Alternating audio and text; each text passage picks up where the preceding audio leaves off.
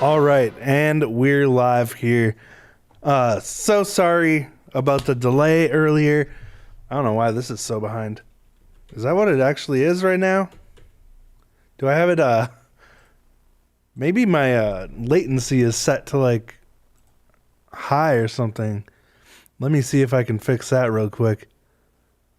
Oh no, I can't do it while I'm live? Shoot, dude. Added to the list of things. Okay.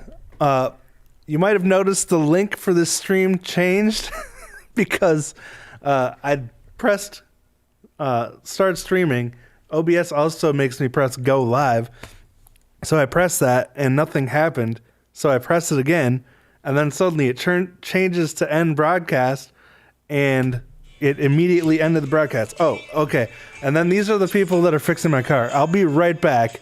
I'm so sorry this is happening right now, but let's go to my break screen, and I'll be back in a second. Where the heck is that? Here we go.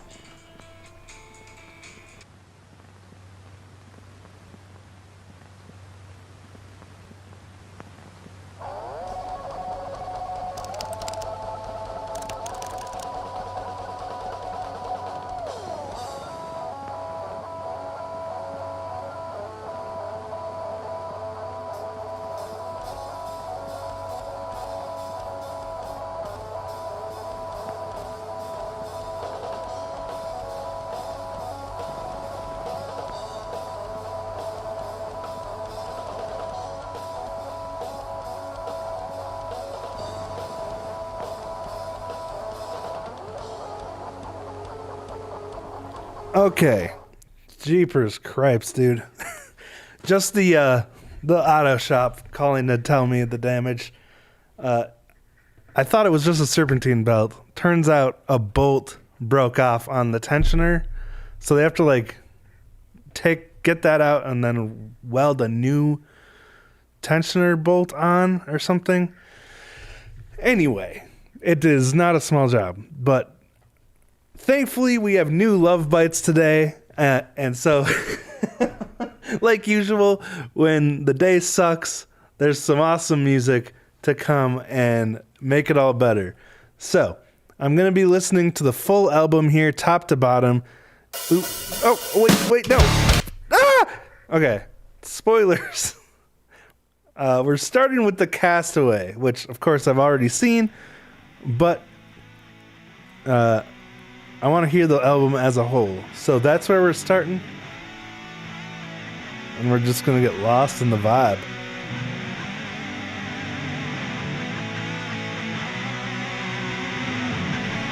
Hey, Olifant2848, thank you for tuning in. Welcome. Optimus, Undead Ninja, Purple Draco, it's good to see you guys. Welcome. All right, here we go.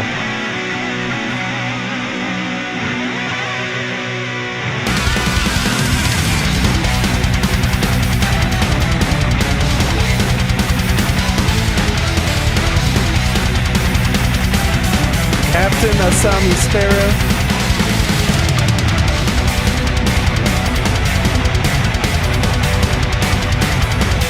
Such an awesome first track though. Just crazy energy right off the bat. In the darkness of the late awakening, sky is falling, the light is divided the night.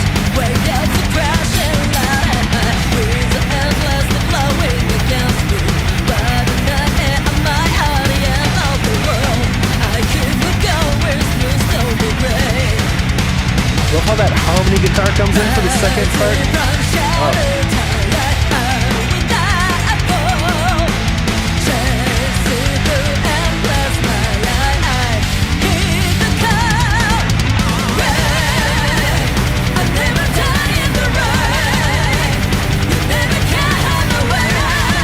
Does anyone know what Wayne is?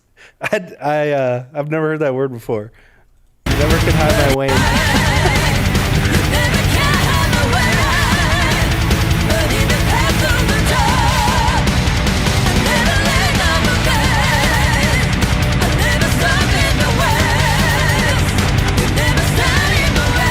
Symbols, man. Just so good.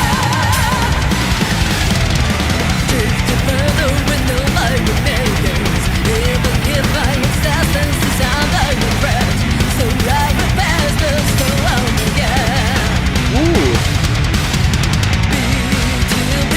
Dude, I love that accent Haruna adds at the end of the second verse there. She's like, it's like a...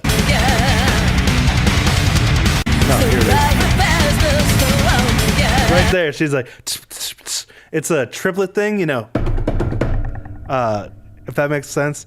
So it's like she's accenting on the cymbal stack, then she's got two snare hits, and then another accent, so they're triplets, but just the way she uses it to accent the end of that verse is so cool. The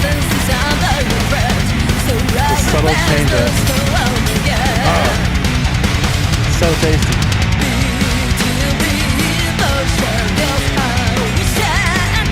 And that ride word? Oh.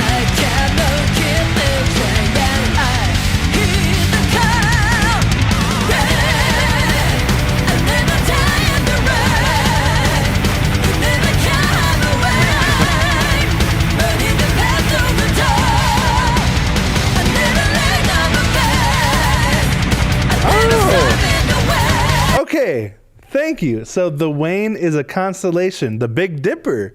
Oh, okay. So I've never heard it called that before, but of course, in my opinion, probably one of the most popular constellations. That was the first one I ever learned about, and it's the easiest one to find for me. So very cool. I had no idea what that meant. All right. Dude, speaking of constellations, holy buckets, the album art for this is so cool. I guess this is the wrong time to talk about it because literally every other song will be staring at the album art. So I guess I'll wait.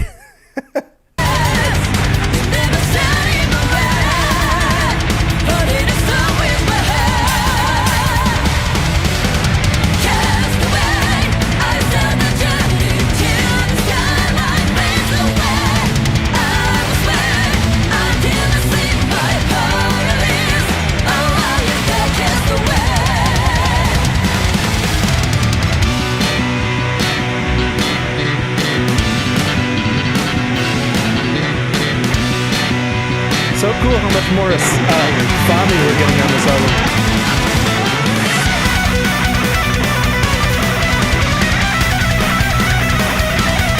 Let's go.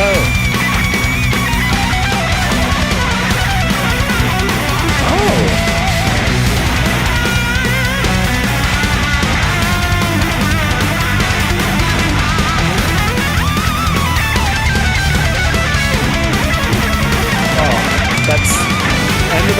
part is so sick.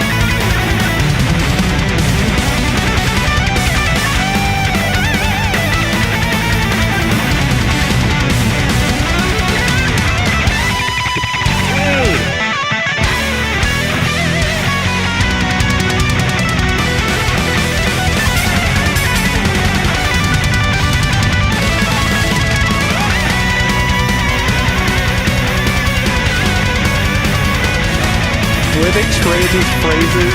Oh.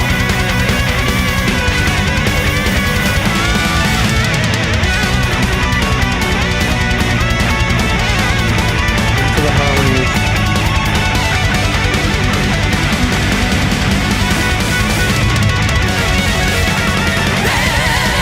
Dude, their instrumental sections just keep getting better and better. But I especially throughout that whole section really am blown away by Miyako's solo. Like the phrasing in there and just like the attitude that shines through in it is just so cool. So many satisfying little phrases in there, and yeah, she just had it felt sassy, you know?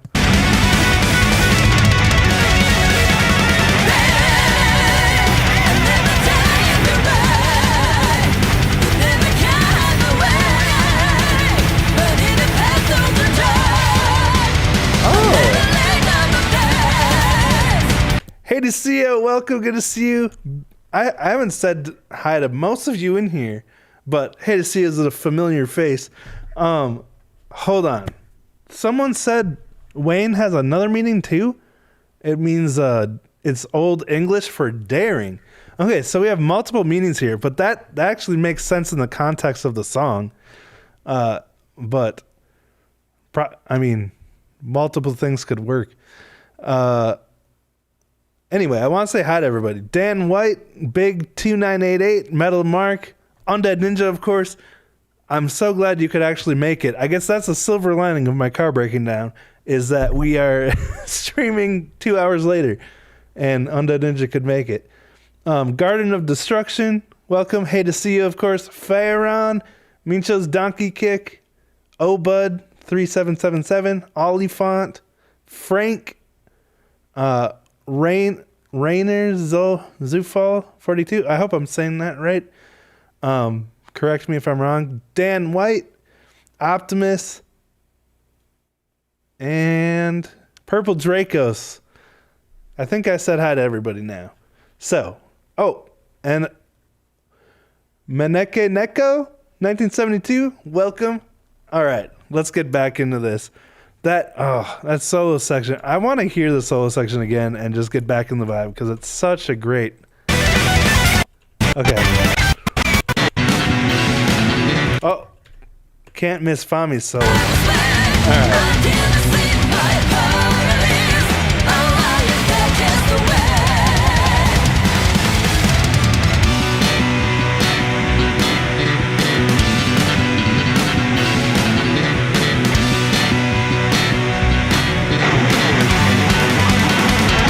No way I'm letting it.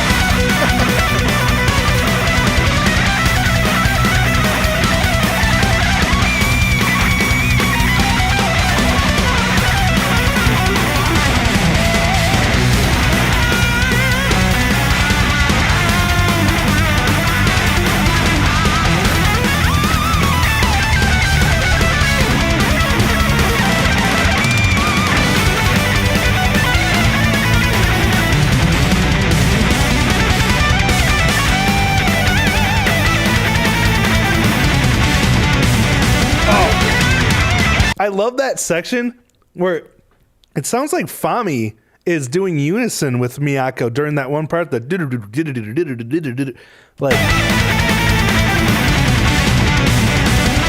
that? There's like bass on it.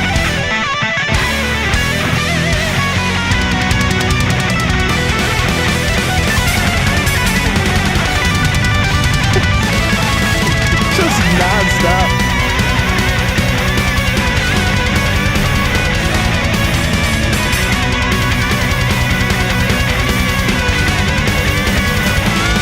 The ship thing is so cool.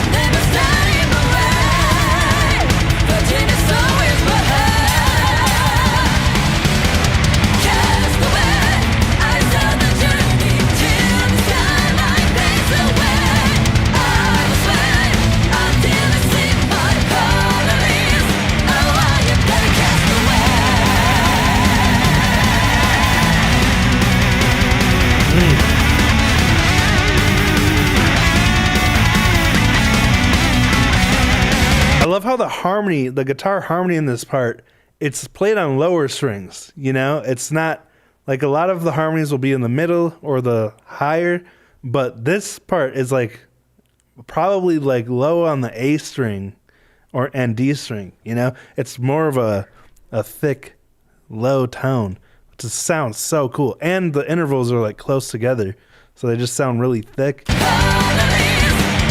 want to hear that again. Right here.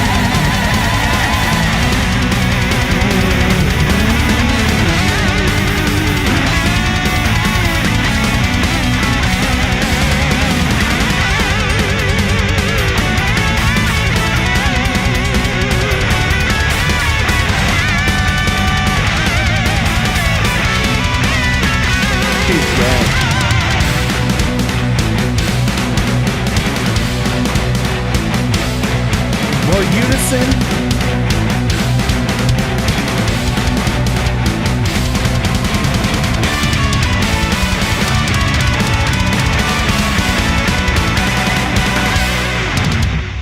Oh, what a hype way to start.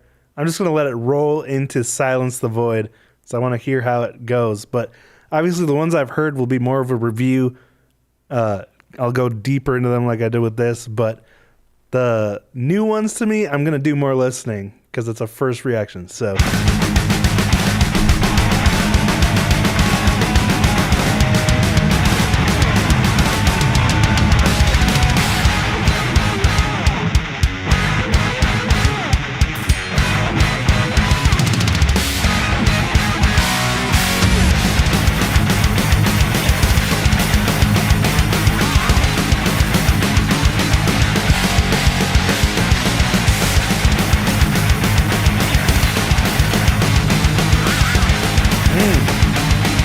that's a chromatic.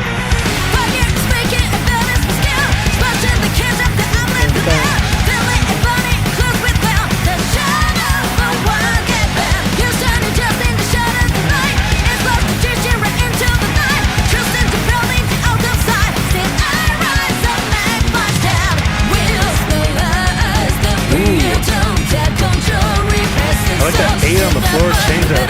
Oh, dude.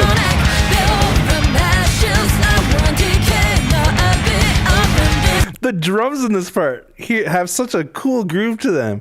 Switching to the 8 on the floor with the double kicks. And then, just, again, Haruna's cymbal accents have got to be the, like, of all the drummers I can think of, Haruna is the best at adding cool accents with her cymbals.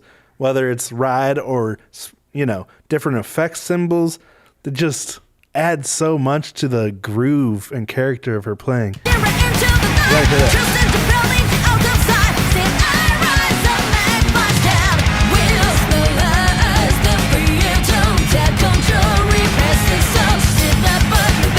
And the vocal melody too.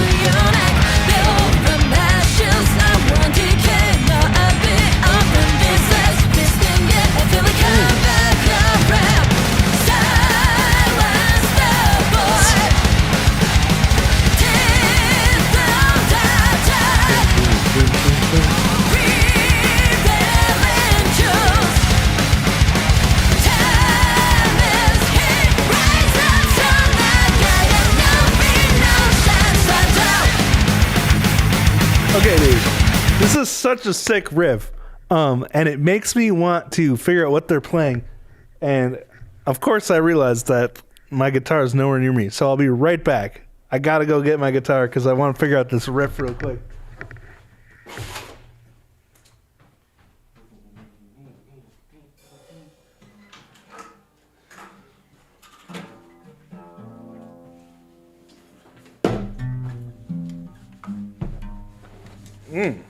Okay, sounds like we're in G. Let's see here.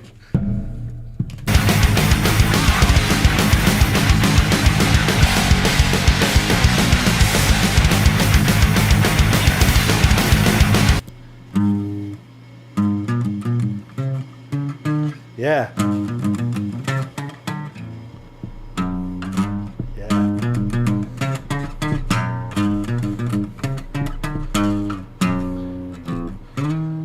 Yeah, dude.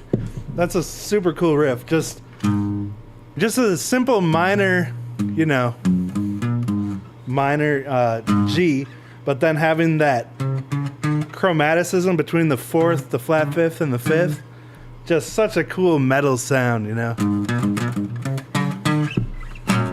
And then going down to that flat 7 too. Very cool. All right, I just had to know what they were playing because I was pretty sure it was chromatic, but I don't have perfect pitch, so had to verify.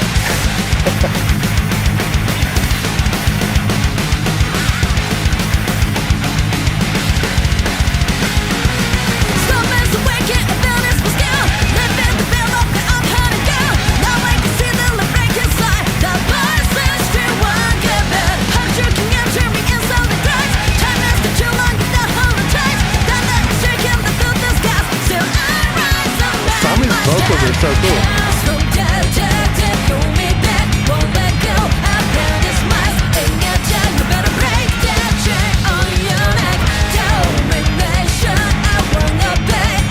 Cool octave harmony on this vocal too.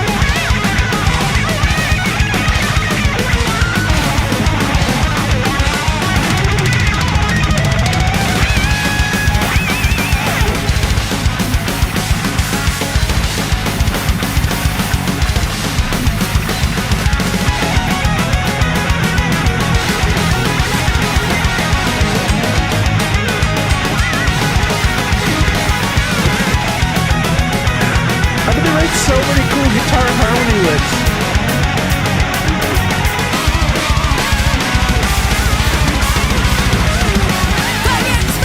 It's insane how much like each guitarist's personality shines through in their guitar styles because they have such distinct styles to me. Like Midori has that really shreddy, just face melting style, and then Miyako has that more soulful,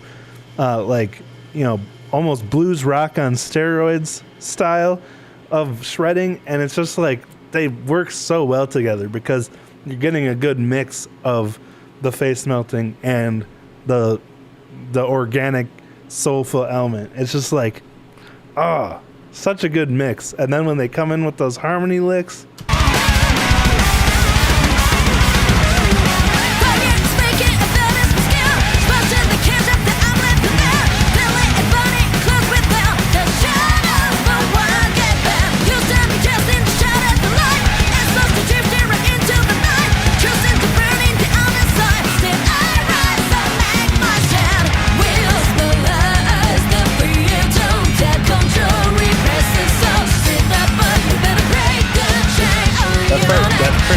it's so nice.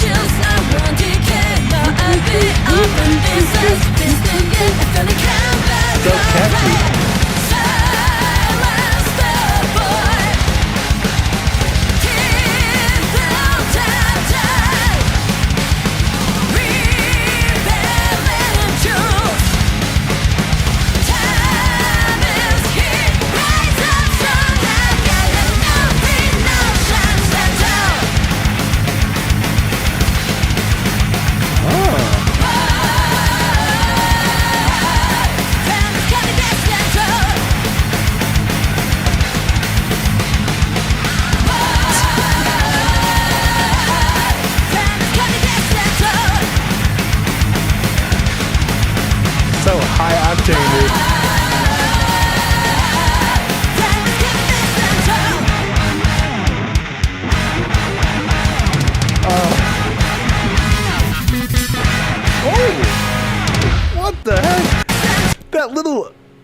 Fami lick it to me?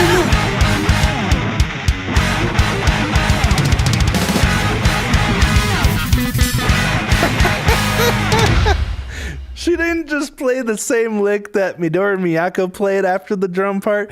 She like just starts shredding. I suppose she didn't have a bass solo in the song, so that was her bass solo, that 1 second. But interesting observation there on the actual composition of the song structure. I find it Ghostface. But welcome, by the way. I haven't said hi to you yet. Or no, Ghostface.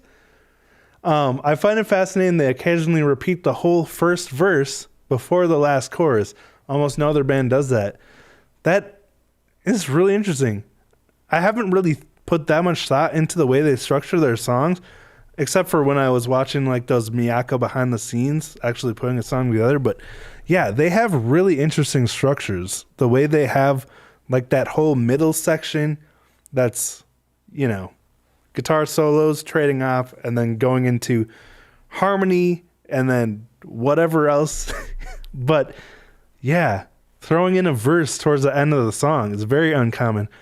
Like most songs will have a bridge, but yeah, throwing in a verse at the end, I guess I never really thought about it, like how unique that is. Anyways, Jenny, welcome. I haven't said hi to you yet, but song 3 is from Haruna. So this next song is a Haruna composition. Sweet. And I didn't know until after I reacted to it, but Blazing Halo is a Fami composition, which explains a lot about the awesome bass in that song. But okay, gonna quit yapping now. Next song is Forbidden Thirst. No, is that right? We just listened to Silence the Void. Yeah, Forbidden Thirst, a Haruna composition. Let's do it.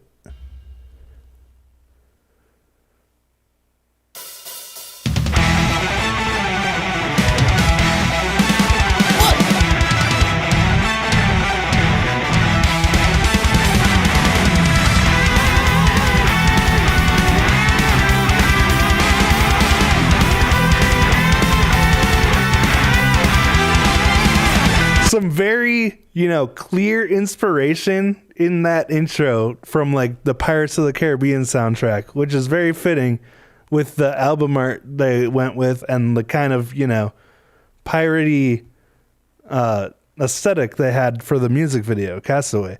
So, dude, this slaps so hard. I gotta hear the intro again. Yeah, sea shanty.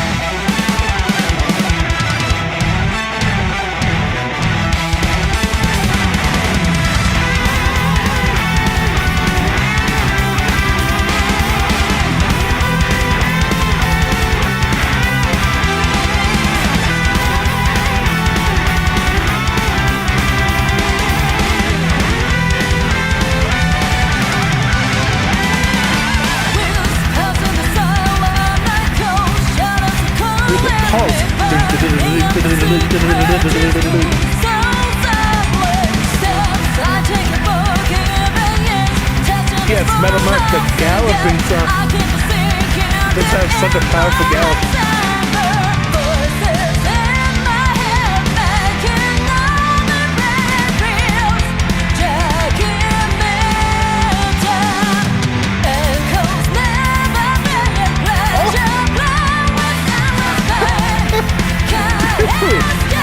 Okay, I'm sorry to keep pausing it and backing up, but the way Haruna just changed up the drums right there was so sick.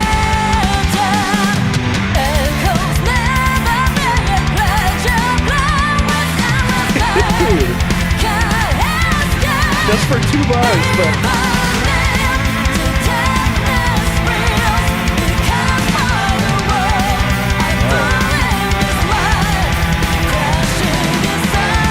Good chord progression.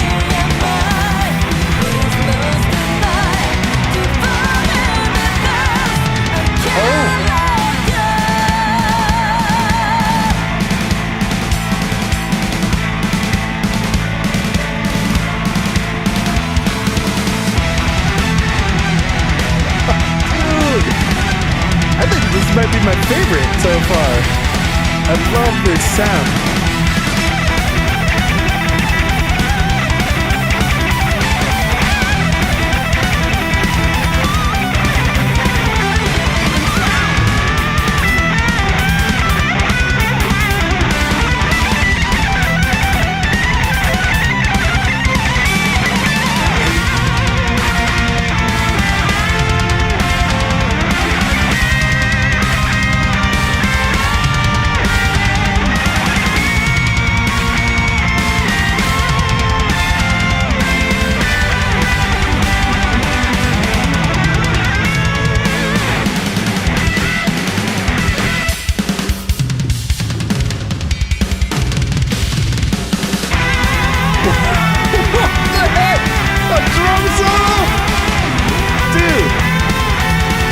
This is such a crazy song.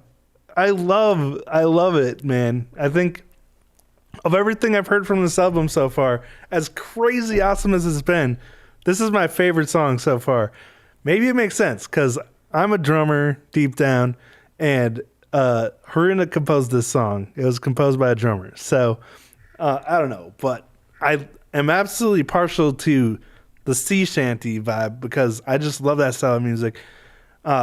On my 2015, 2016 album, I had a song on there that was like a metal sea shanty, fusion. It wasn't very good. Like this, I mean, it's embarrassing. Please don't even try to find it. But I love that style so much. And this is just getting me hyped. The the whole pulse of the song, the bouncy gallopy vibe, and then there's a drum solo. I got to hear that section again. By the way, the guitar tone is so good for the solo. I'm gonna do this for like every song. Just listen to the solos twice.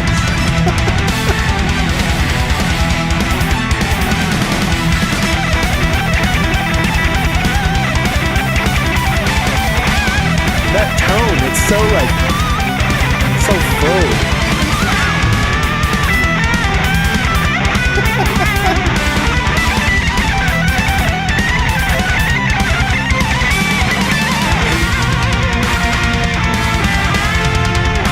And no change up.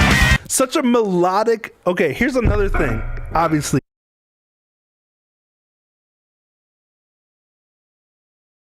Oops, I accidentally. Okay, if you don't know, my regular streaming mic stopped working this week. And so when I just accidentally muted the mic, I was like, oh my God, it happened again. It's not going to work. Okay, sorry. Everything's going wrong today, except this album. What was I saying? Oh, yes. One of Love Bites' biggest assets is Miyako and her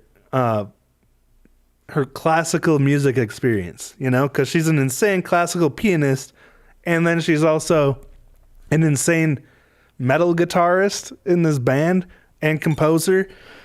And that influence shines so well in parts like these where she's having these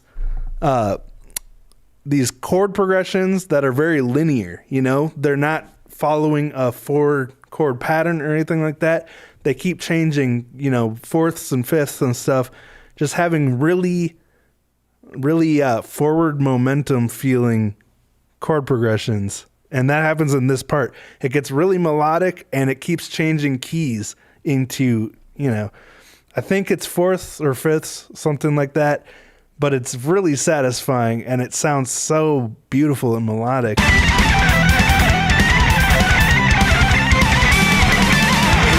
Right here.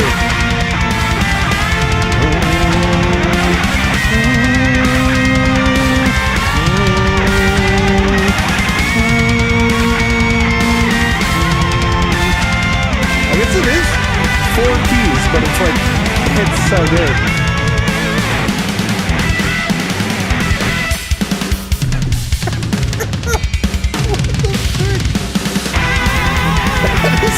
Even the way they introduce the drum solo section, the dun dun dun dun dun dun dun dun dun dun, like, hold on.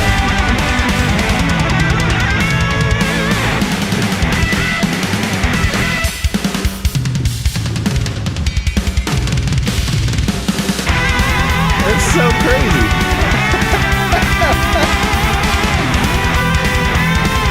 Yes, full freedom. They don't follow a formula. They just freaking build a sweet song.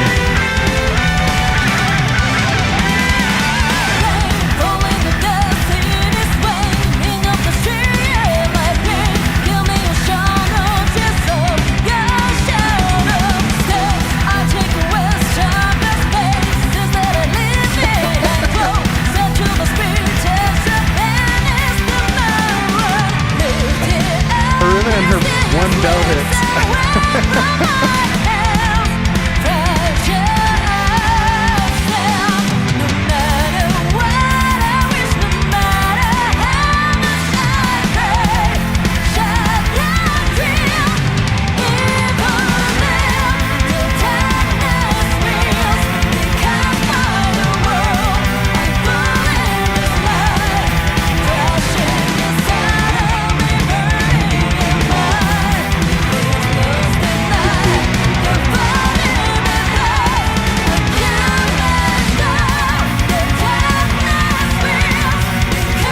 Again, the chord progressions and key changes are so satisfying.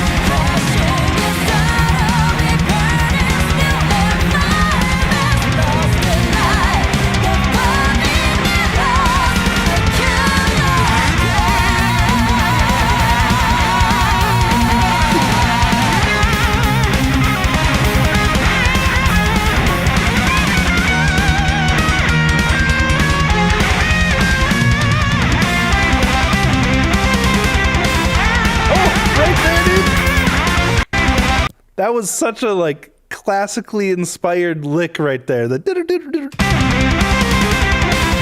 there.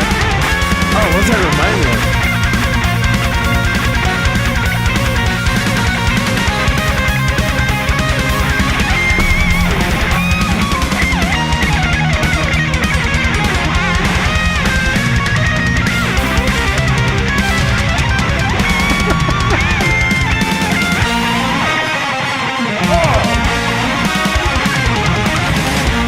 Those strings, dude, that was such an epic outro. Hold on, dude, I need to breathe. Dude, I love that song. That's definitely my favorite so far. What I'm noticing about this album so far is that it has so much personality, and also what's the word? It's such a simple word, and yet my brain can't find it. Variation. That's not the word I'm trying to think of. But, you know,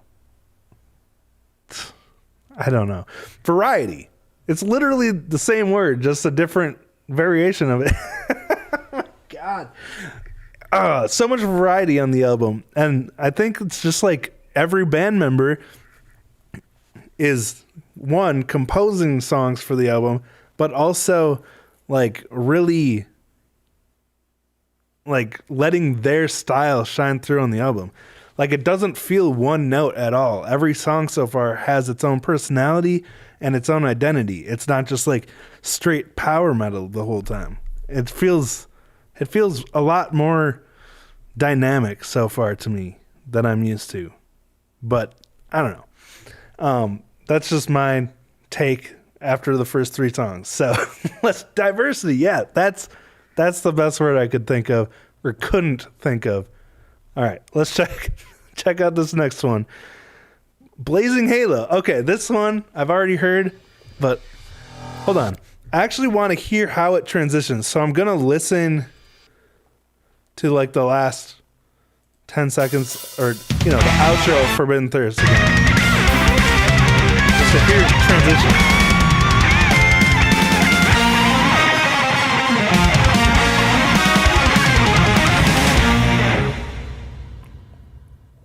That long chain reverb.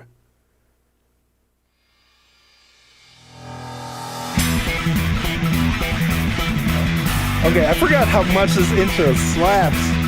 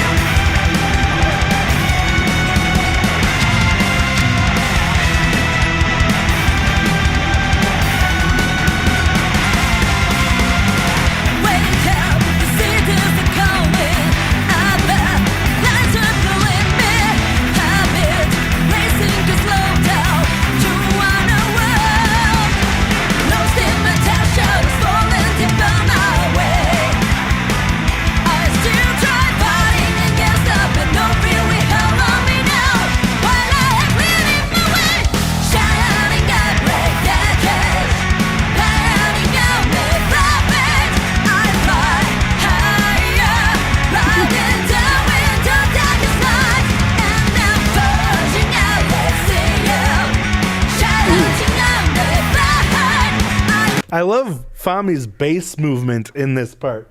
She's got the that kind of like little phrasing, you know?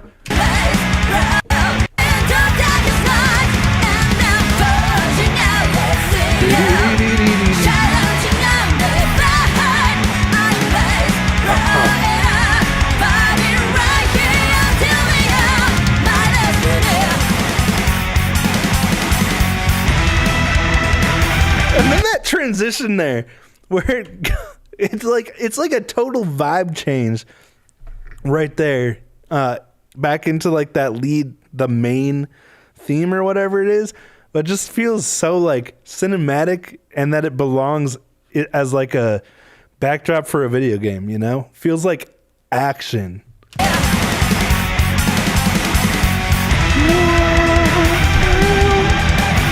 They have those like big chorus bends.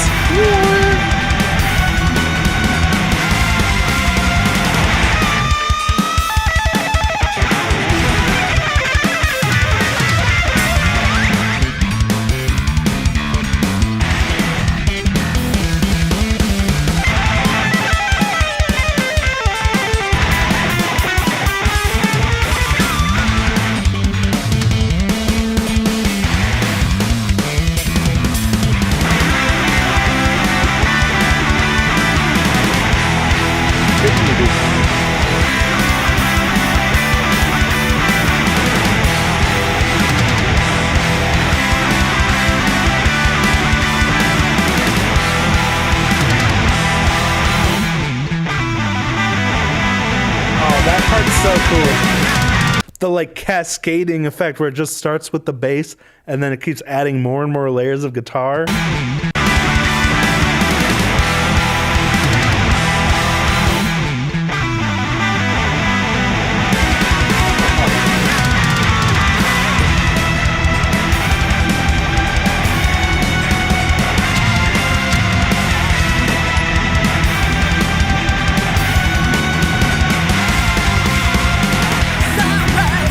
The way that little that high bend too is, it's not right on the one. It's like a half beat before the one, so it gives it such a sense of urgency in that part, which again adds to that feeling of like it being an action.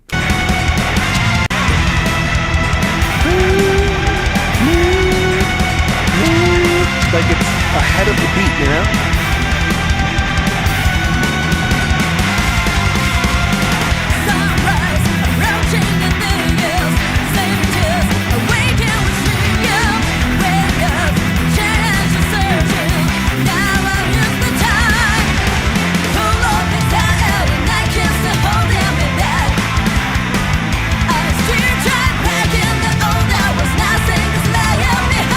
More crazy bass movement. That squeal.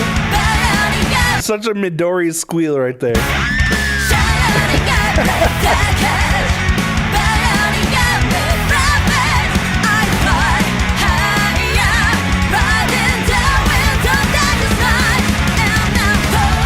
Oh, that would be sick. Moonlight Curse one. Welcome, by the way.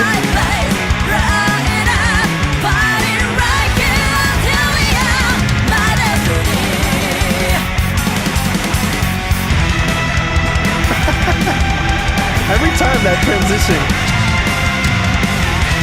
like makes me want to play rock and roll racing.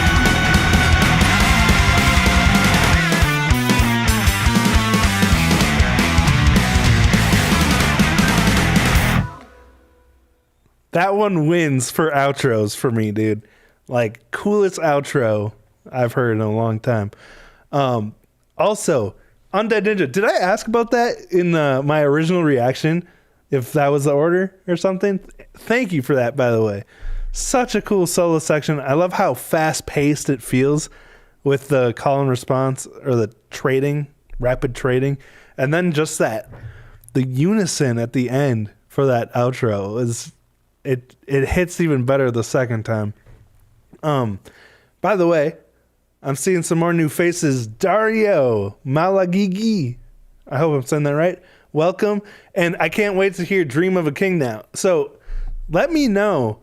I know we heard the Haruna song and the Fami song. Wasn't there another one like that Asami did? Or let me know. Who composed, if there's a song that someone composed. But Paul E. Mas, I'm probably saying all these names wrong, but welcome. RGP channel 2581, welcome. No way. The name Fami comes from our love for the convenience store Family Mart? What? Is that true? From Fami's channel? KO974, welcome. Next one is the prettiest for you. Okay. Sorry, I keep delaying it. I just want to say hi to everybody. Moonlight Cursed One, Mega Chris. Welcome. I think I said hi to everybody. If I didn't say hi to you and you want me to, just yell at me with all caps. Dino, welcome. Dino Matsardian. I like to try to pronounce the names that I probably am going to say wrong just for your entertainment. Okay, next we have Dream of King. And again, I'm going to back it up a little bit so I can hear the transition from song to song. Oh, okay, since I just heard it, I'm going to pause one last time. Sadaka 201, welcome. Lullaby is a Sami song. A new E-song? Okay, sweet. So Lullaby is the Asami one, which is...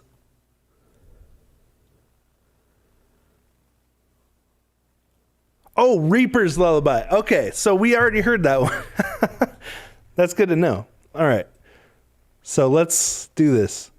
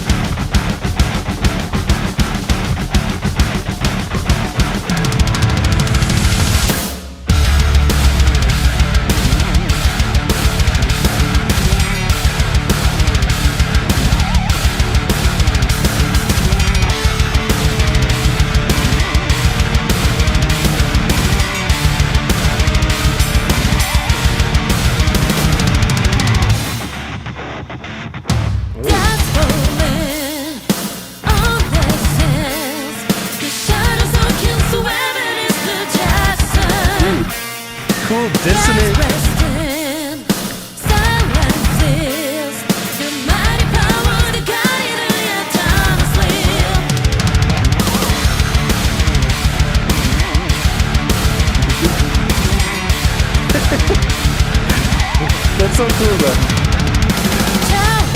Like really fast. That just like has such a cool attitude to it.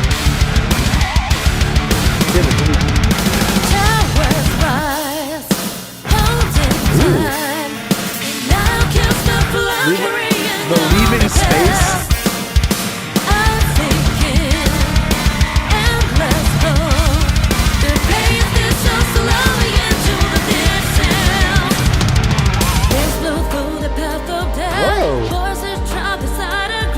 Some electronic drums here?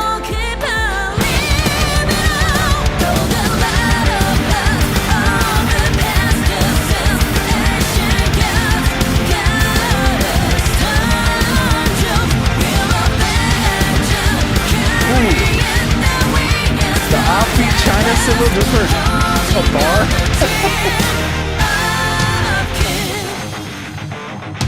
Oh, cool.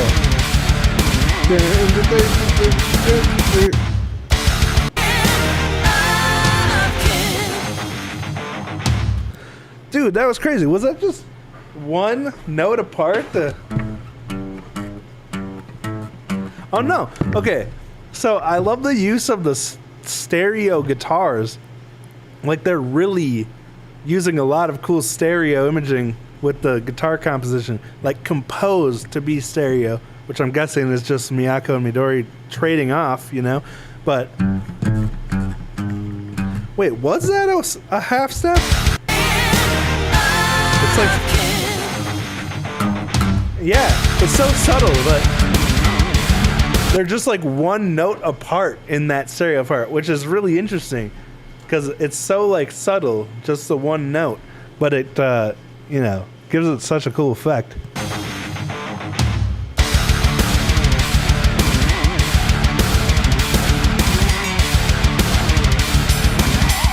The way the double kick is in unison with that lick, insane.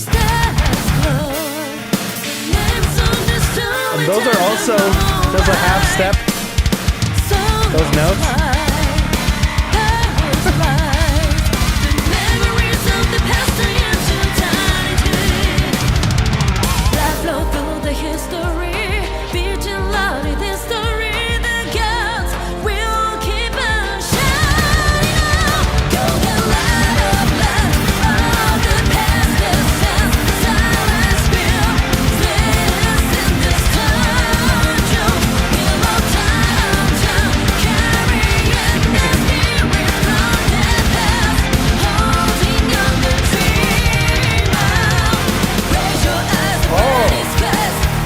Loved that the drum fill right there. The way it started with, I think, 16th notes, but then the last snare hits were 8th notes. I love that, changing the subdivisions like that mid drum fill. Oh, it sounds so sick.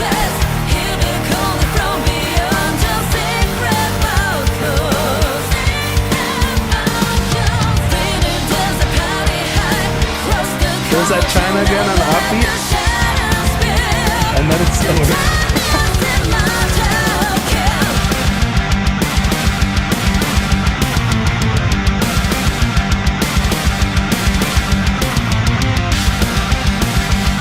Are they playing with time signatures now? More progressive elements?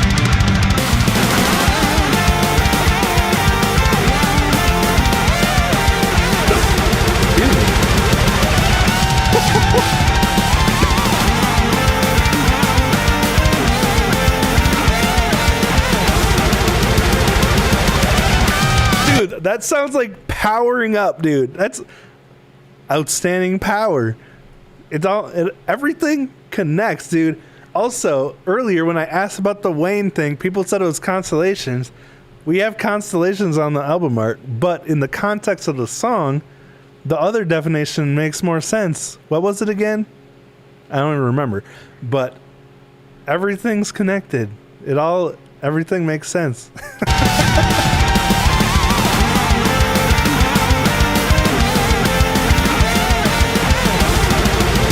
Oh, that is so cool.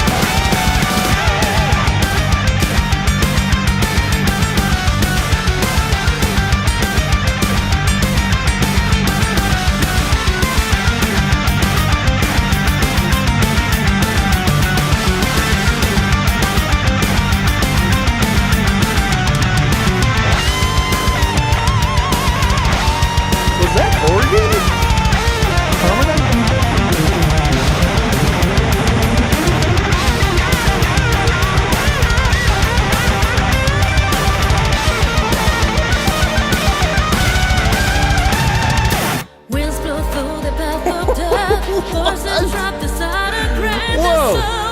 I did not expect that ending to the solo, just sudden.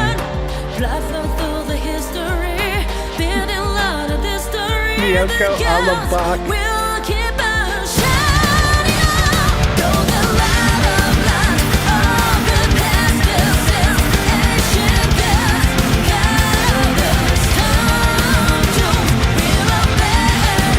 Daring, yes, thank you, Obud.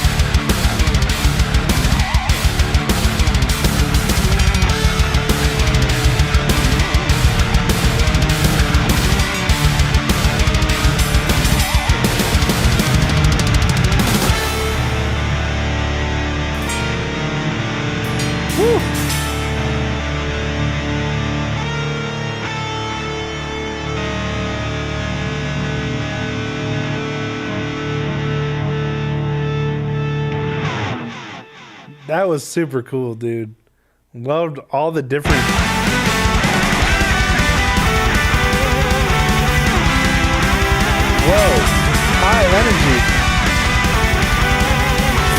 rises again. Let's just do it.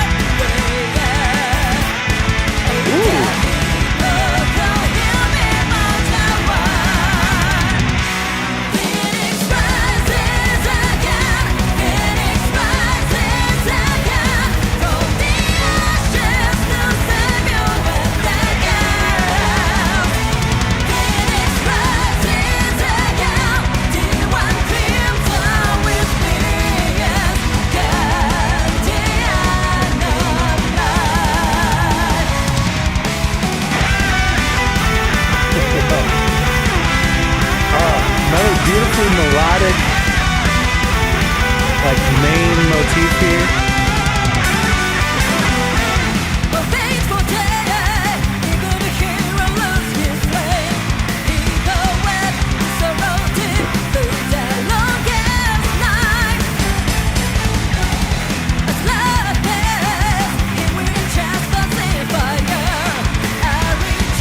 Yeah, this one does feel more like classic Lovebites.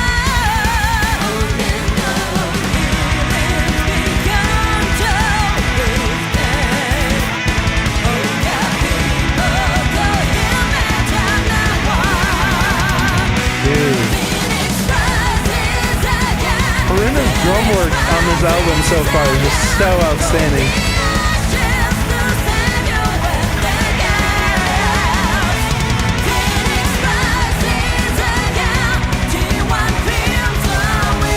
Not a cakewalk.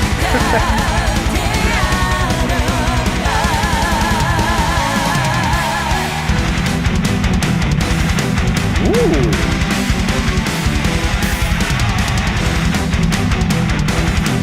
This is giving me shanty vibes again.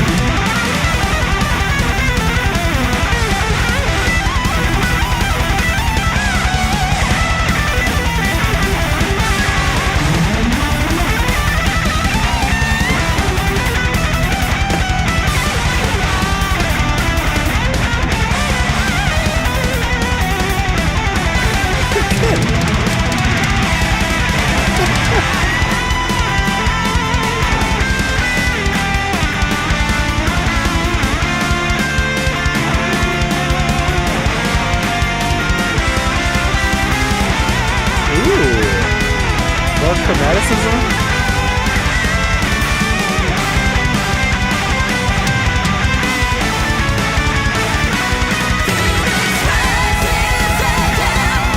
Dude. Absolutely beautiful solos. Again, Haruna's cymbal work during those solos, she's got like a stack doing those effects, or whatever she was doing. Just so cool. I can't think of any other drummer who regularly does so many cymbal accents. They're just so fun to listen to.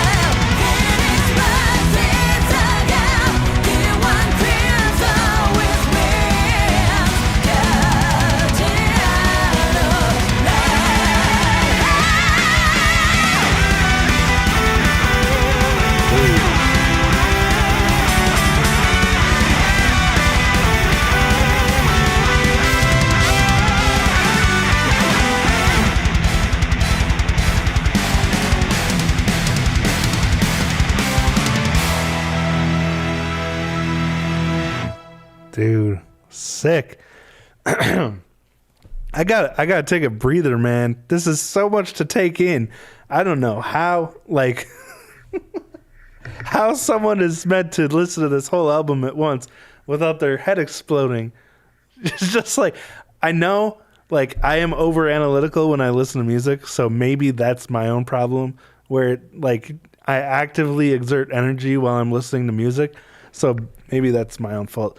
But holy buckets, it is snowing like crazy outside, right? Whoa. I was going to show you, and then, crap. Then my camera disconnected. What the? Oh, this is what I get, man. Give me a second here. Stupid cord, like, can't handle being moved, I guess. That would just be the icing on the cake for this day. If how the heck, if I couldn't get my camera to reconnect. Why have I suddenly forgotten? I can't open the properties? Is it because it's on? I'm so confused right now.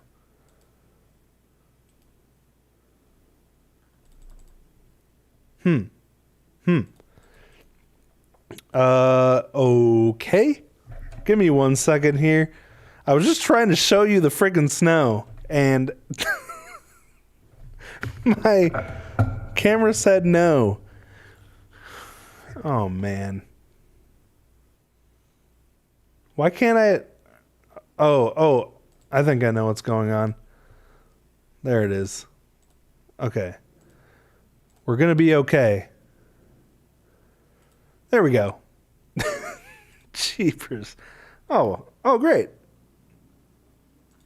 There we go. Okay, let me try that again. It is really crooked now. It's like on my... Watch it happen again. Okay, can you see? Not the cushions. Can't even see out there. Well, that was a giant waste of time. Anyway, I needed to let my brain rest after those tracks, dude. Oh, holy buckets. That was insane. All right. Well, everything I just did there was a failure. So let's go back and listen to... Actually, I just realized I'm going to have to snow blow like tonight. That sucks. And our van is at the shop. I guess I'll tell you what happened while I'm taking a break here. We're driving down the road, coming home from the gym. Crap. Because like oh, shoot. No. Like Midori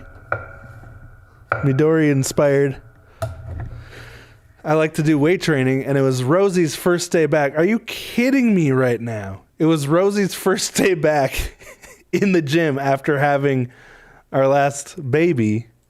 So it was exciting. We got a really good workout, and then we're leaving the gym, and my serpentine belt just snaps while we're driving. So I pulled over. Our gym is like a half hour away. So we're like, how the heck am I going to get home in time for the stream? So I had to get it towed. And turns out it wasn't just the serpentine belt, which obviously is a super simple fix. If it wasn't winter, I'd do it myself.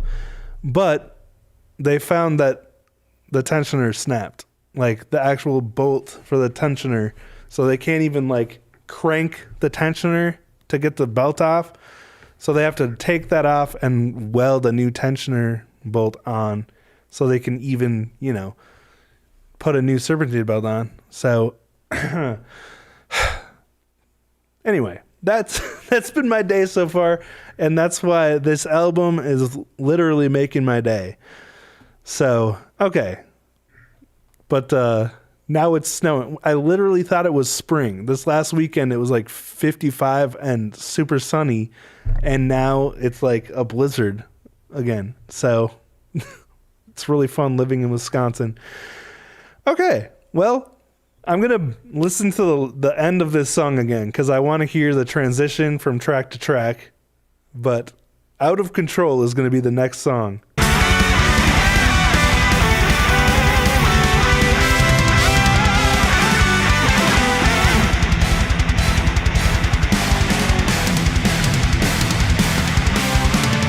true Frank.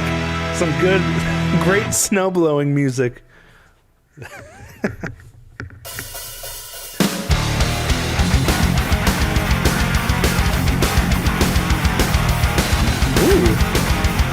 It's almost like a Deep Purple-y riff.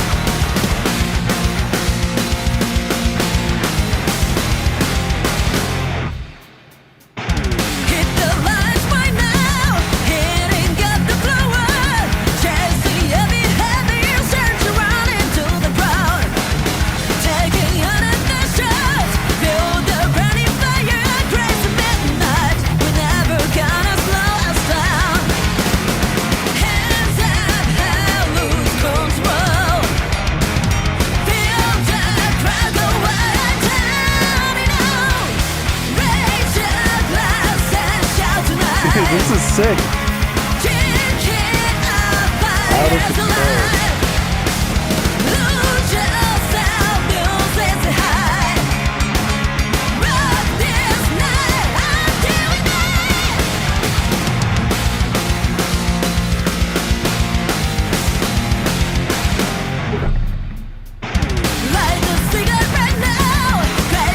I gotta hear that, figure out. Okay, so they're using like those dyad chords that Deep Purple uses in like a lot of stuff, but you know, Smoke on the Water or where it's like I gotta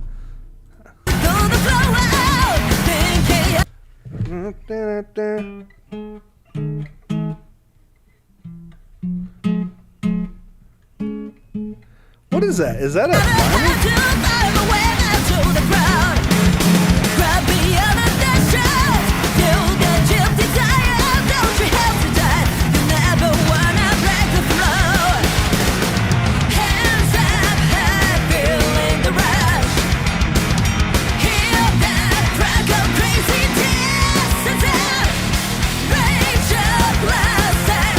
Anyway, it reminds me of Burn.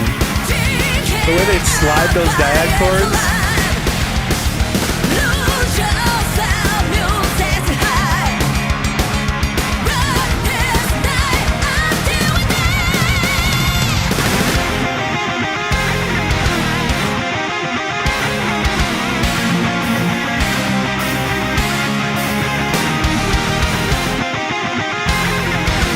Oh, the harmonies.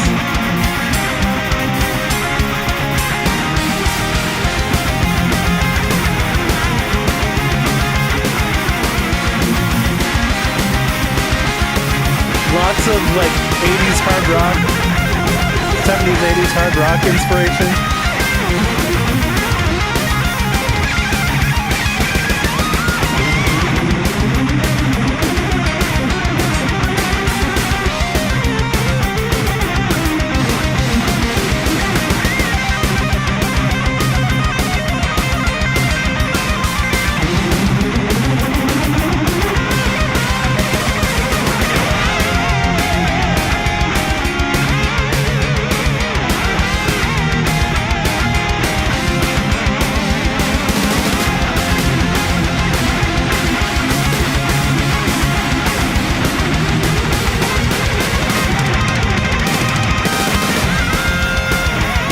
Oh my gosh, it all makes sense though. Like when I really think about like Burn, for instance, the way it's composed is very similar to the way a Love Bites song is composed and structured. Like even in that song, they do the thing we were talking about earlier where they have that long solo section in the middle that, you know, starts with solo, then it goes to cool harmonies, and then it's got, you know, the organ solo and stuff. But structurally it's very similar to a Love Bite song, and then it goes back into the verse after the solo section, which we were just talking about. That's so distinct that Love Bites does that. But when I really think about it, like their compositions are very Deep Purple-y. It all makes sense again.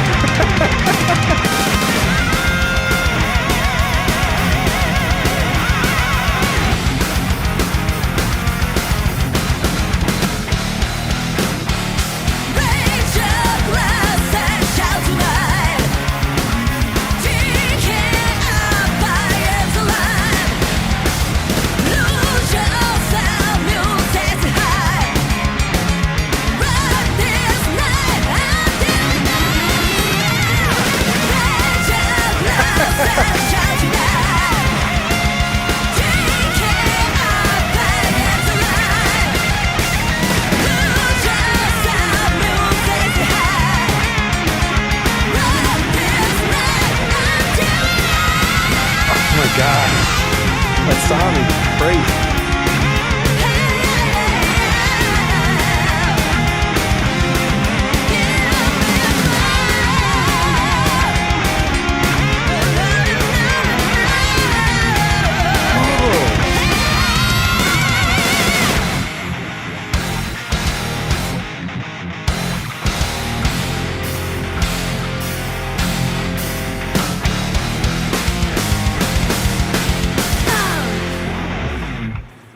Holy buckets, dude. That was insane. Okay, so she covered Burn on the piano. Was that during one of her piano EPs? Anyway, Alec Hadel, I don't think I said hi to you yet. But thank you for that info. I totally forgot about that. And Garden of Destruction. Wave just found out Miyako's secret. She's inspired by Deep Purple. Oh, it all makes sense now. Honestly, I'd only know a handful of Deep Purple songs, so yet another legendary band that I need to dive deeper into. And also, someone mentioned Rainbow. I don't think I know. I think I've heard a Rainbow song or two because Yo-Yoka covered them, but I don't know. I couldn't even tell you what it is. So I have so many old legendary bands that I need to dive into. Which is perfect because I could do reactions to them. So anyway, cool to hear like she's inspired by stuff like that. Such a vast amount of things that she mashes together, you know? Okay. Wheels on Fire. It sounds like inspirational movie soundtrack.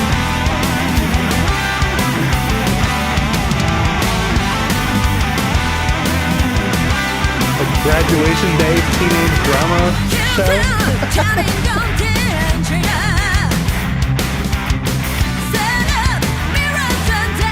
Ooh, Midori song. Oh, Thin Lizzy.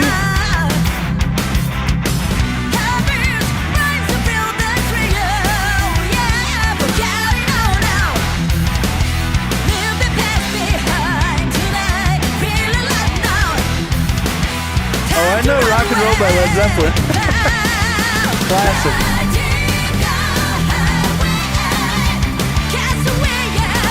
So crazy. Another completely different sound.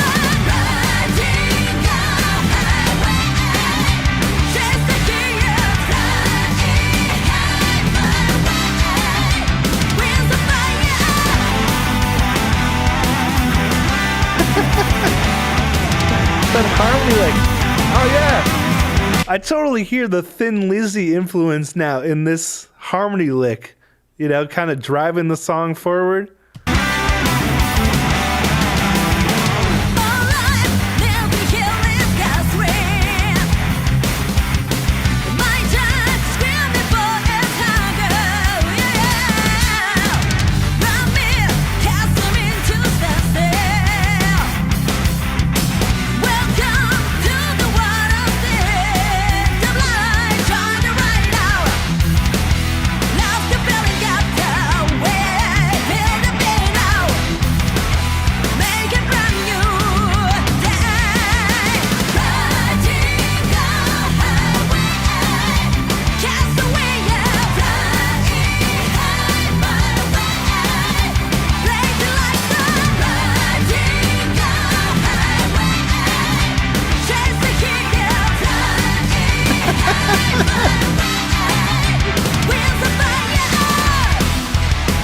That's kind of funny and ironic that Midori writes the hard rock songs because her like solo style is so heavy metal, you know? But then and Miyako's are more like rock. But then Miyako's writing the crazy metal songs and Midori writes the rock feeling songs. That's just like really funny irony. Every song on this album has like its own personality, which is so cool to hear. it's been a really good mix so far of like classic Love Bites that I've come to expect and like completely fresh new sounds for them, which is just the perfect way to put together an album, I think. And since I have it paused, this album art is so cool. Love like how the sky turns from purple to orange up here, the lightning, the constellation, the wolf, the ship. Everything looks so cool. And then like, is there a random guitar or mandolin or something down here? It kind of looks like, I don't know. But anyway, dude, I love everything about this album so far. It's very well put together.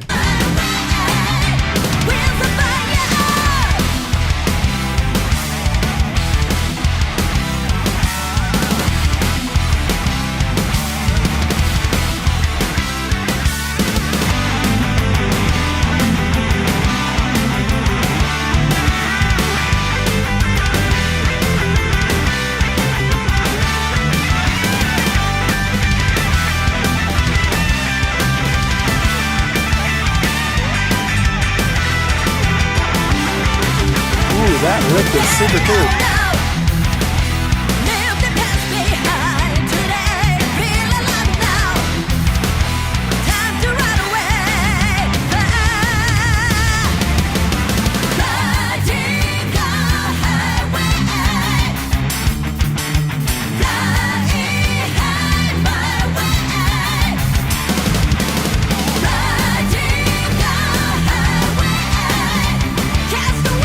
It's like great headbanging, man. Usually when I try headbanging to a Love Bites song, I end up hurting my neck. But this one is like the perfect headbanging tempo. You know, the hard rock.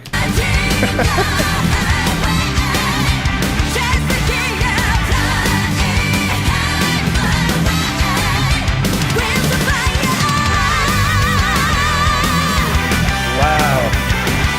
Sami's voice. That was tasty.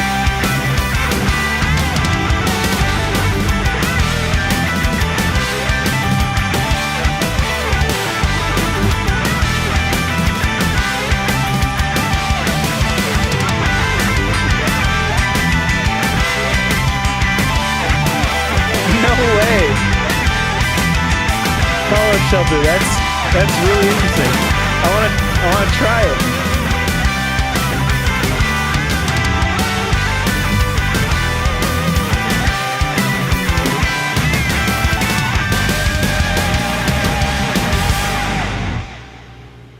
Dude. Sick. Okay. The Eve of Change?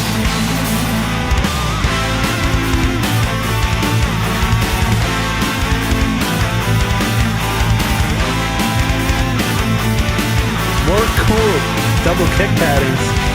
Bouncy.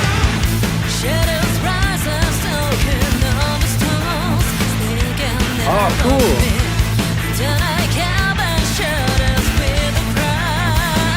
That's awesome. Miyako's doing like the pickup switching thing where she has, I'm guessing on her Gibson, one of her Gibson style guitars, where it has, you know, two humbuckers and they each have their own volume knob. She has one of them turned all the way down and then she's doing the switch. So it's doing that like kill switch sound. Unless she has a guitar with a kill switch on it. But it's that, that really cool where you're playing a held out chord or note or something, but you're flipping the pickups on and off, so it's got that staggered sound. That's super cool.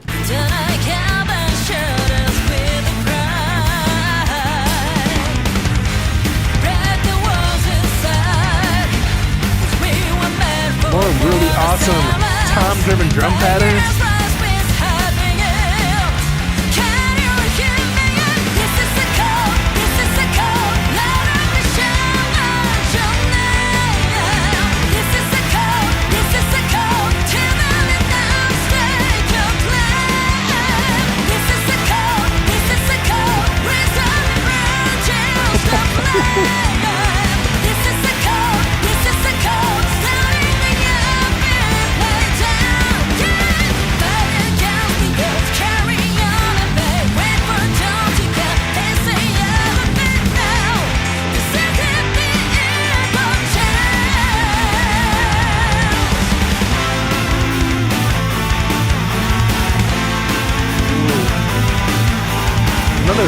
beautiful cinematic sounding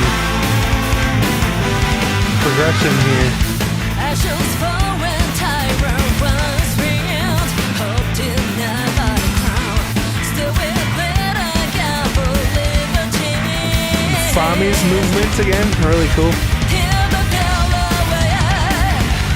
We were blind, but now we see the light.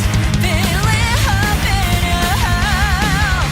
Can you give me a? This is the code. This is the code. Light up the shadow your name. This is the code. This is the code. Kill it and now shake your flame. This is the code. This is the code. Resolve and grudges to flame.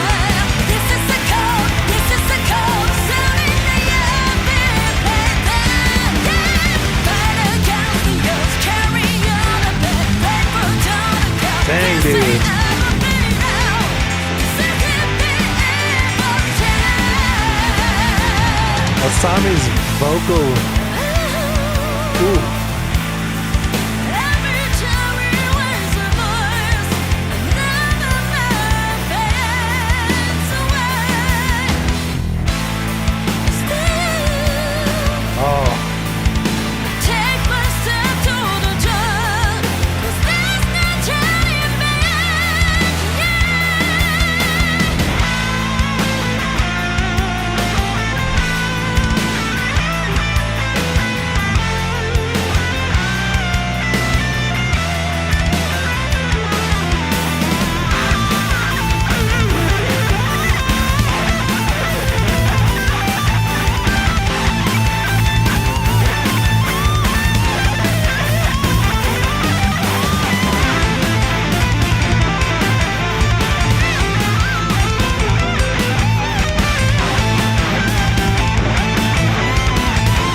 ooh. That's an octave effect?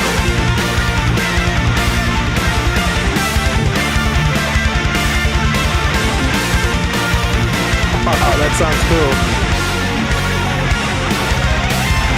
This is the code, this is the code. Wow. This is the code, this is the code. Till now and now, stake your claim. This is the code, this is the code. Resolve and grudges to flame.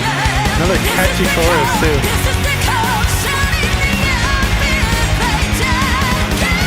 Fight against the odds, carry on the bed, wait for dawn to come. Face the enemy now. This isn't the evil change.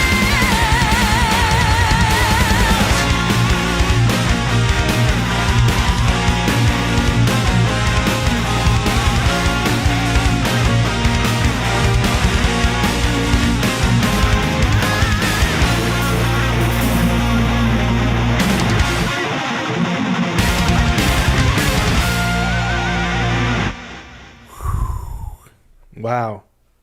That was epic, dude. Oh yeah. Reaper's Lullaby. Cool transition. Okay, so the last one, it had like a really like upbeat kind of feel to it. Beautiful melodies. That's the one thing that stood out the most about the song is so many beautiful melodies, whether it was on the vocals or the guitars and the chord progressions that just they sounded absolutely beautiful and kind of upbeat. And then we go into the Reaper's Lullaby and it's like dark.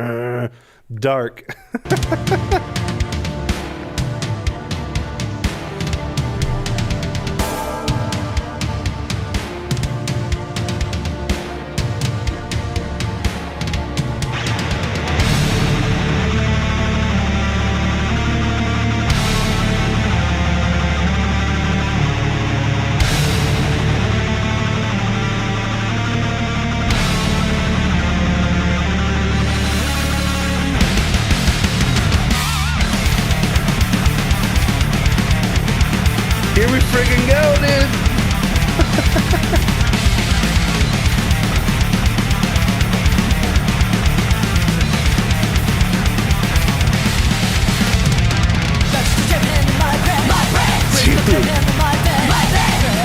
backing vocals. Oh.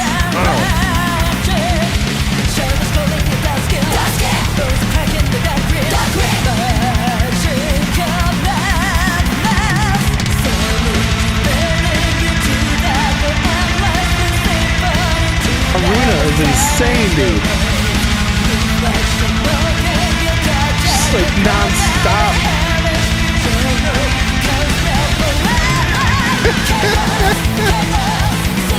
Poor her.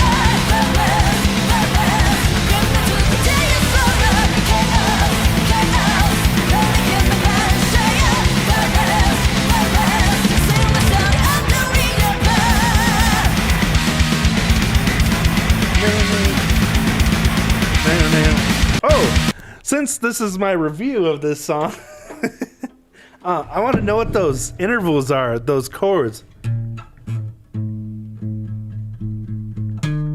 Obviously, that one's a flat fifth. Is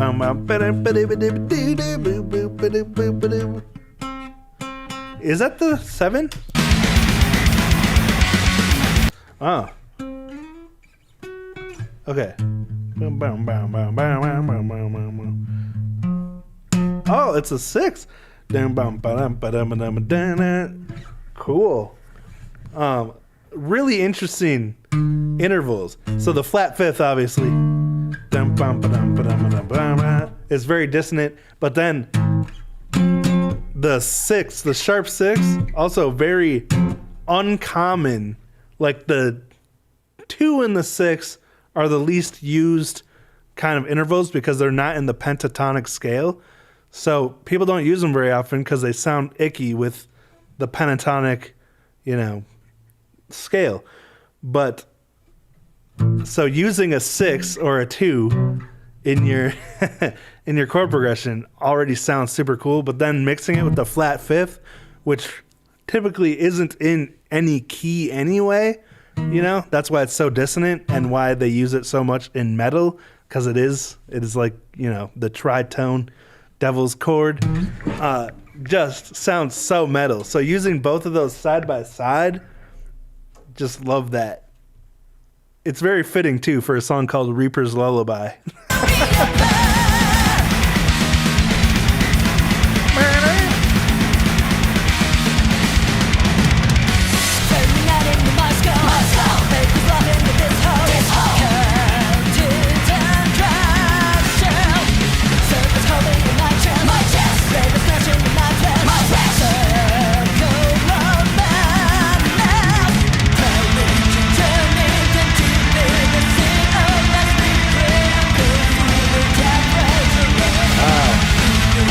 Chord progression.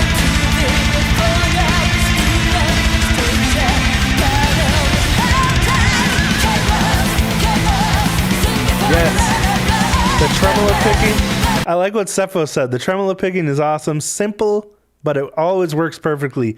Yeah, that's the thing. Like with Love Bites, they're so insane on guitar that the tremolo picking is super simple for them, but it works so well for the song. So instead of thinking like, oh, this is boring to play, they're like, no, this sounds really cool in the song. They do it anyway, They don't worry about making it harder to play if it doesn't sound as good than doing something simple, which is really cool.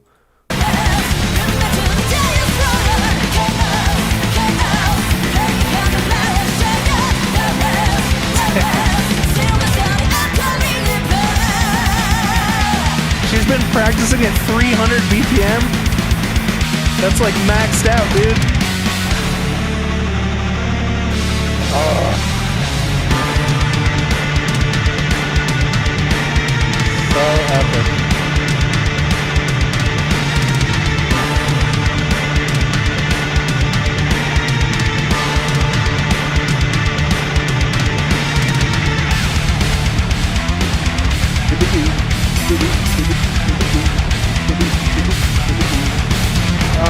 Again, so sassy.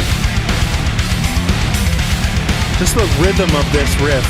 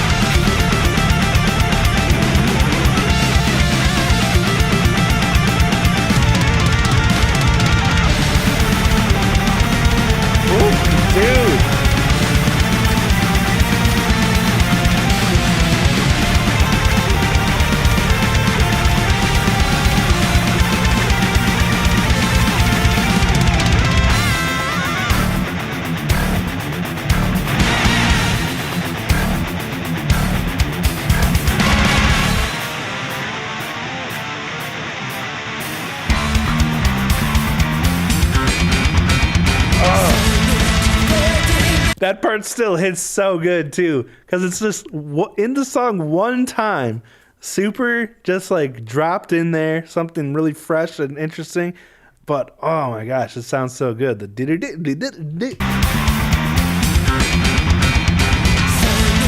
oh my gosh.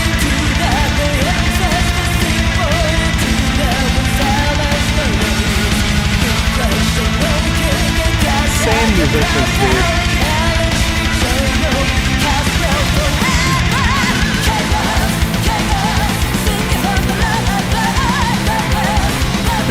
So this is breakneck headbanging right here.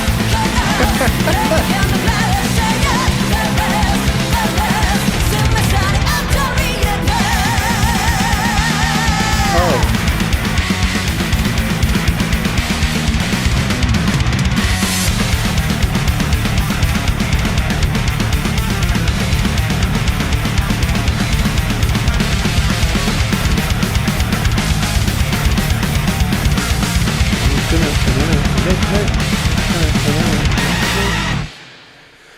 Whew. Dude, that song just gets me fired up. Okay, do we have a softer song? So this is Lullaby? No, this is Eternally. Now I'm getting them mixed up. A Sami song?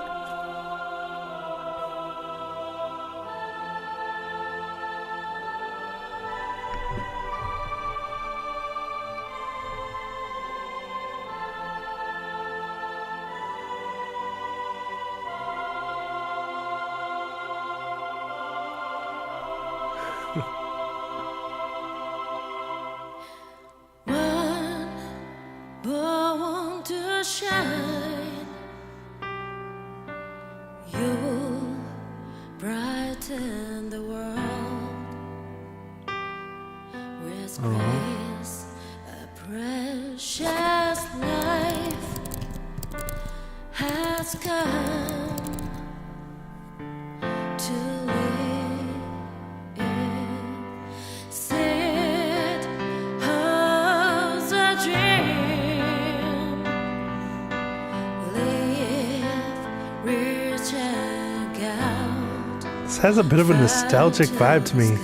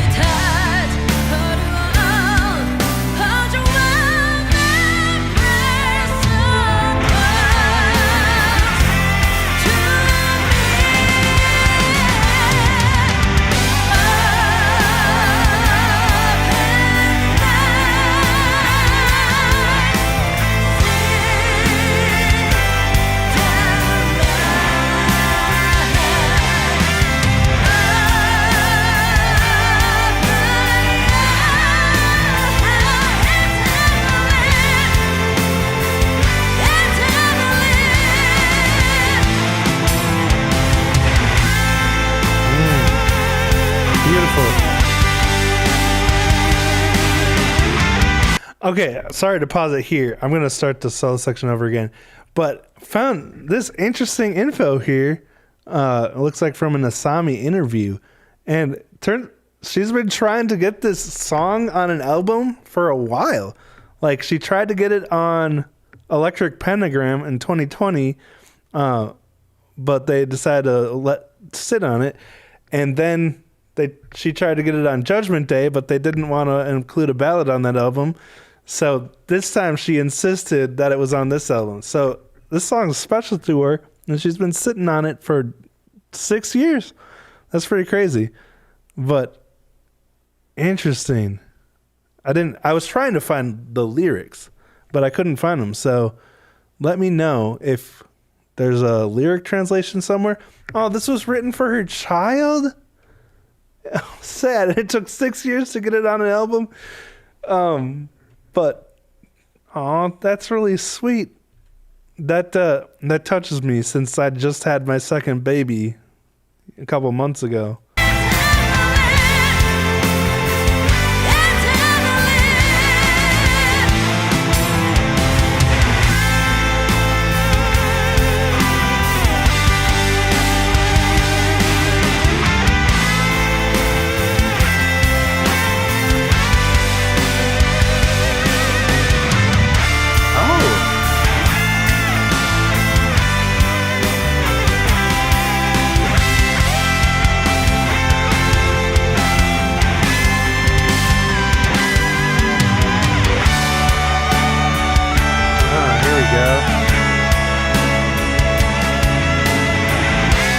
Yes, world peace. Beautiful solos. They're just complimenting the song.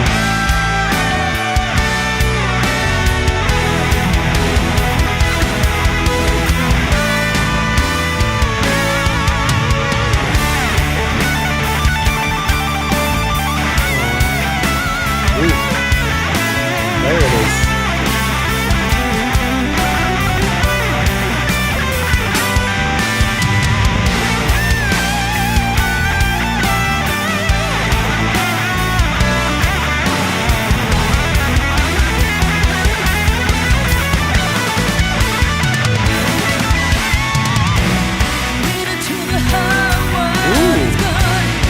Cool change here.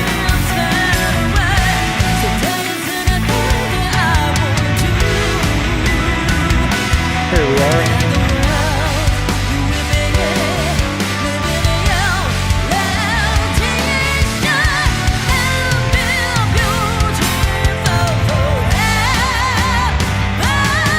Yeah, fingers crossed on that one.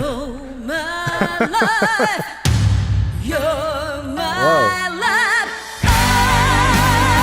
Oh, that's cool.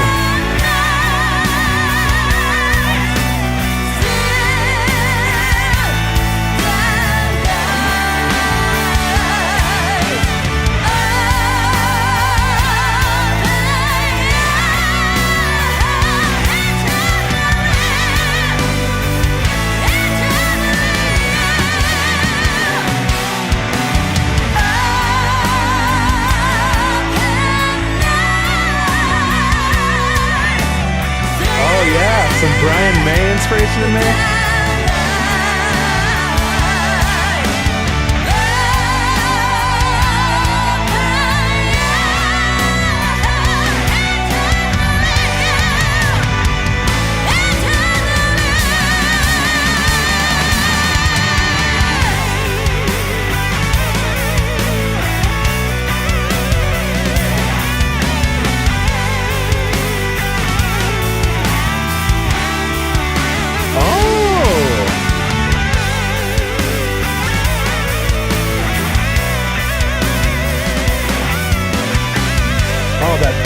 The bass movement under the solos.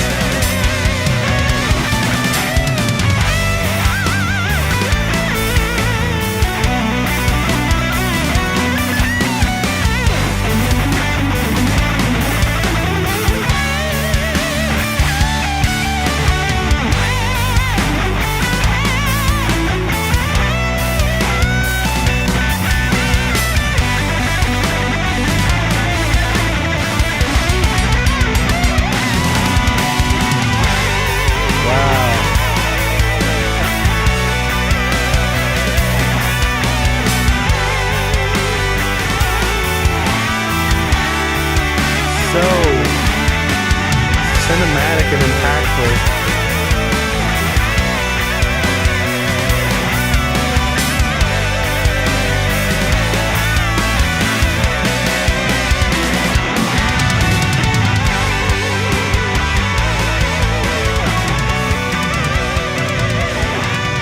Are they gonna fade out?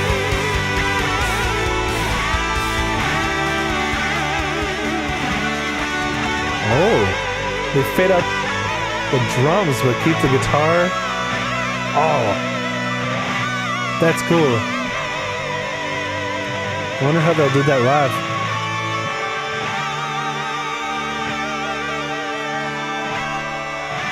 Yep. Wow.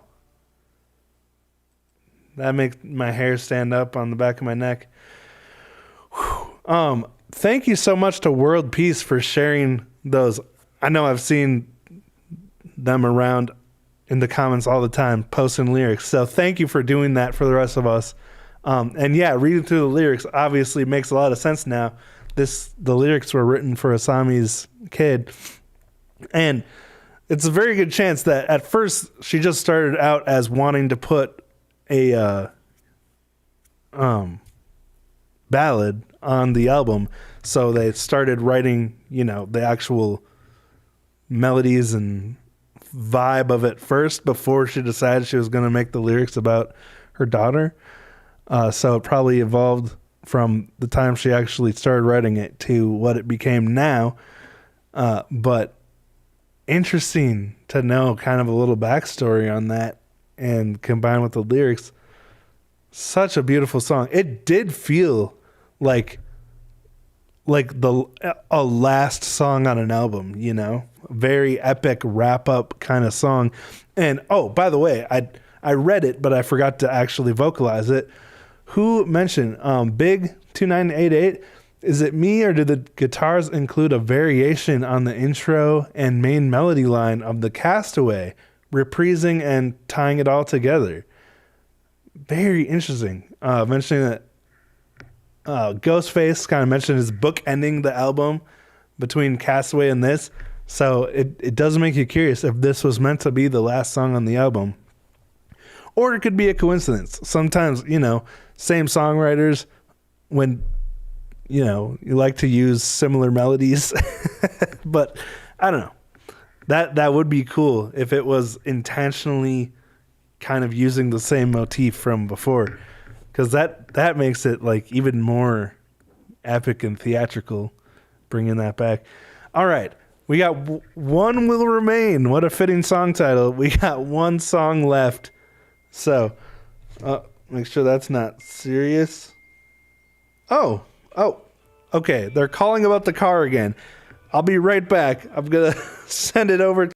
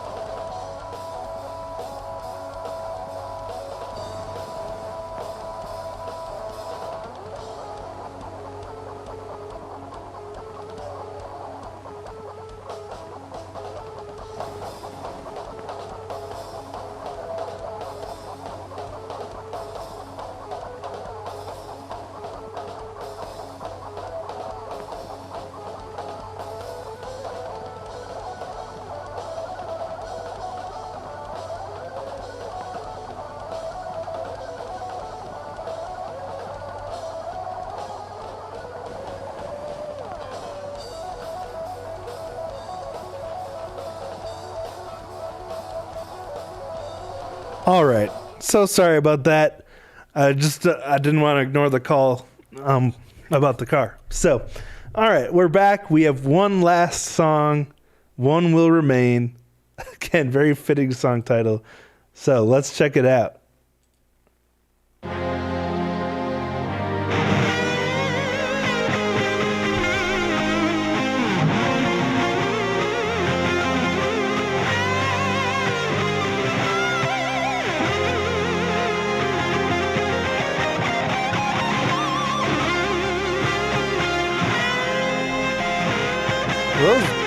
A brass section?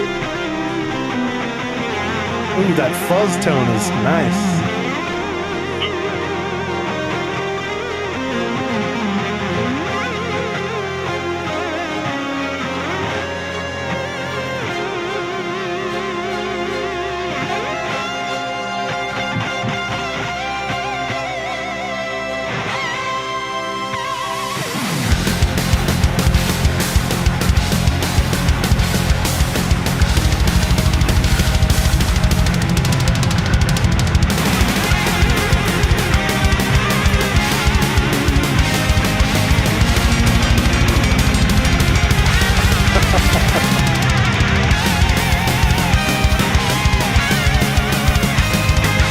Wrapping up with a classic Love Bites sound.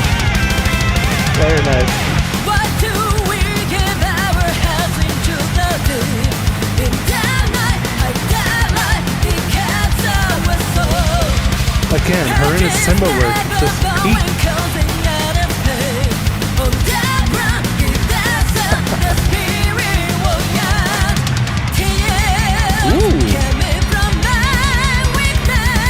Switching to a triplet feel right there.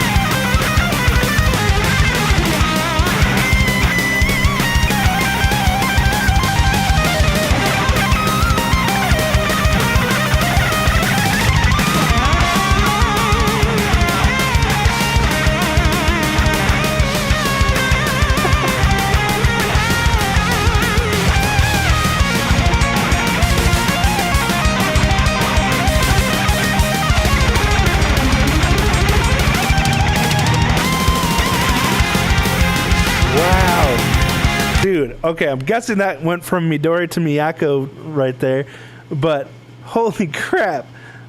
The first solo was so, like, just mind-blowingly insane, especially the way it came in, the crazy intervals and sweeping and stuff. But then it switched to, like, I think when it jumped to Miyako, it got really melodic again and had a very, like, memorable singy melody to it for the first half, and then back into some cool sweeping and shredding and stuff. But dude, that was insane. And into the harmonies.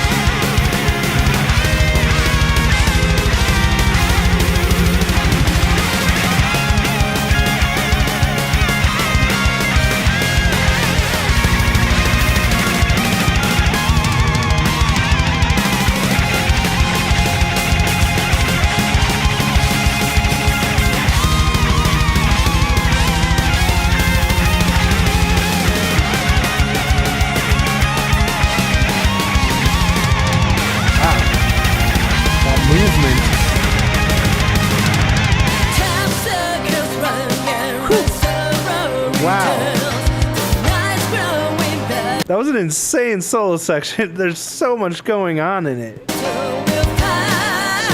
Cool change up here too. And the piano. Oh, cool.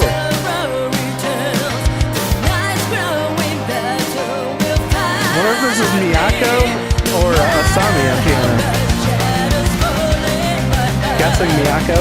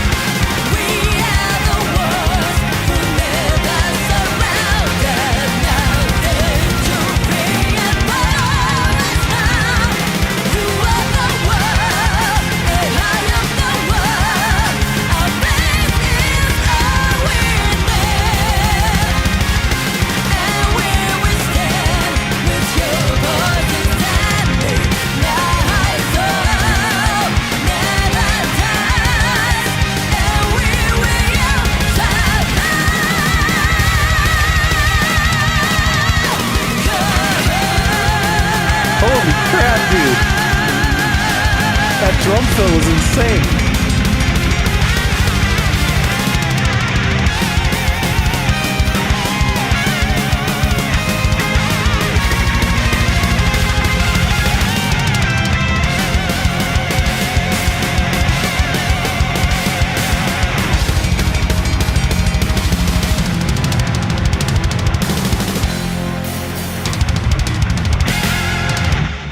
Whoa, dude, that outro. Holy crap.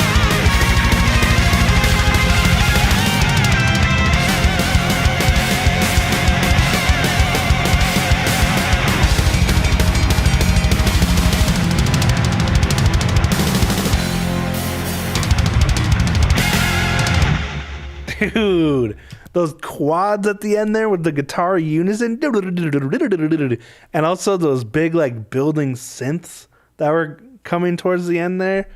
That was such an insane outro. Like, oh my gosh, dude. That's the and wow. What a way to end an album. Like, that's insane. I'm curious. So people were talking about like the album, the track list, where they do like usually 10-song albums. I wonder if they had a 10-song album, but then Asami insisted that they put the ballad on there, and Miyako was like, "Okay, we need one more song." Maybe she likes even number albums or something, or are all their albums even numbers? I don't know. I never pay attention to how many songs are on an album that anymore. But anyway, that was a crazy outro. Wow. Okay, well, I need to let my brain sit and marinate on all that. That was just so much to take in. Like, it's impossible to even comprehend everything I just heard. I mean, yeah. A typical album is a lot to take in, but then you have this set of like just absolutely insane virtuosic musicians making this prog power metal with so much diversity in style and insane performances. Like, the Haruna's drumming on this album is really a standout because it's so like nonstop high energy. Also, just having Fami being part of the composition process really makes a difference. I feel like the bass work is so fun and interesting. We get some decent bass solos. I shouldn't say decent. Some freaking awesome bass solos on this album. And just like so much variety, so many fun surprises that popped out of this. And I'm still saying my favorite song so far on the album, at least on the first listen, was Forbidden Thirst. That was the piratey sounding one, right? Haruna's composition.